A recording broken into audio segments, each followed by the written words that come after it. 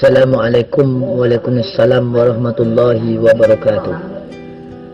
Salam ya salam, selamat ibadah malam semuanya, tuan-tuan, puan-puan yang dirahmati Allah Subhanahu wa taala. Allahumma salli wa sallim wa barik ala sayyidina Muhammadin Mustafa sallallahu alaihi wasallam. La ilaha illallah Muhammad Rasulullah sallallahu alaihi wasallam. Maka di sini sedikit kita berbagi dalam hal sadar dan tidak sadarnya kita, tahu dan tidak tahunya kita, semuanya tergantung kita ataupun kepahaman bagi kita dalam memahami dari makam ilmu tertentu, dari makam tarikat-tarikat tertentu, baik itu tarikat Naqsyabandi, Qadariyah, Samaniyah, Satariyah ataupun tarikat yang lain. Jadi dalam wasiat para guru-guru kita, tentu kita sudah mendengar semuanya, atau yang dinamakan dengan wasiat ma'rifat, sehingga bodohlah kita kalau kita tidak tahu keberadaannya kita di atas syariat. Maka orang bodohlah kita, sehingga kita tidak tahu keberadaannya ada di atas syariat. Namun dan kita pahami pula,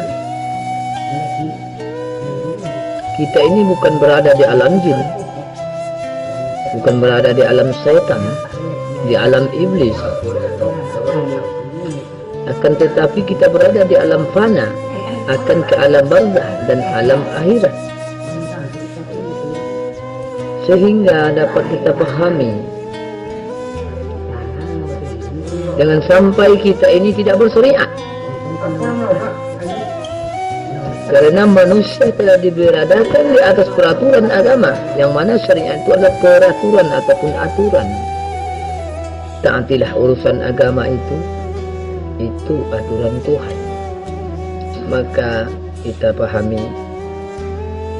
jangan kita ikuti hawa nafsu, jangan kita ikuti ego kita,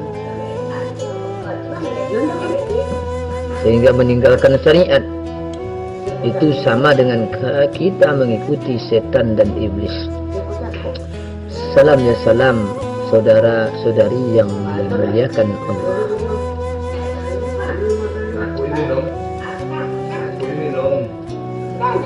Kita simak sedikit tentang ilmu tasawuf. Maka ilmu tasawuf ini merupakan asas ataupun utama yang harus kita peroleh ataupun yang kita miliki setiap orang yang ingin mencari pendekatan yang lebih kepada Allah Subhanahu wa taala. Karena hanya dengannya lah seorang hamba akan dapat merasakan kedekatan hati dengan Allah Subhanahu wa taala. Sehingga ketenangan hidup tidak akan juga mampu didapatkan kecuali dengan hati yang dekat kepada Allah Subhanahu wa taala.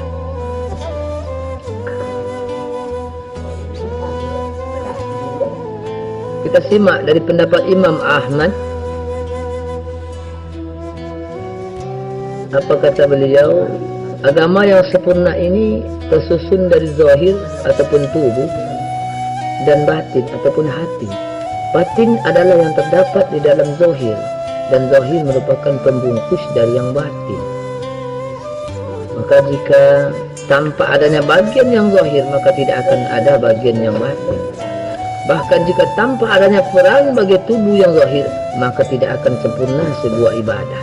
Hati ataupun batin tidak akan mampu.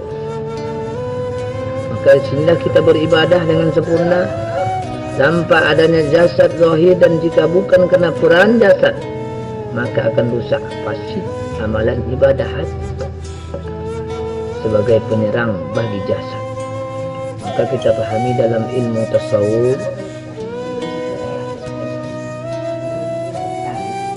apa maksudnya? Dalam ilmu tasawuf yang dinamakan oleh sebagian orang ahli hikmah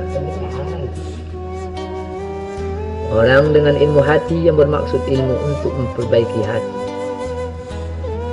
Sehingga membersihkan hati atau yang dinamakan tazkiyatun nafs, membersihkan hati,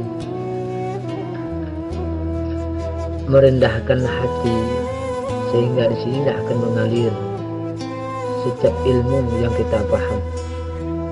Maka yang harus kita sadar, setiap awal perbuatan awalilah dengan bismillah.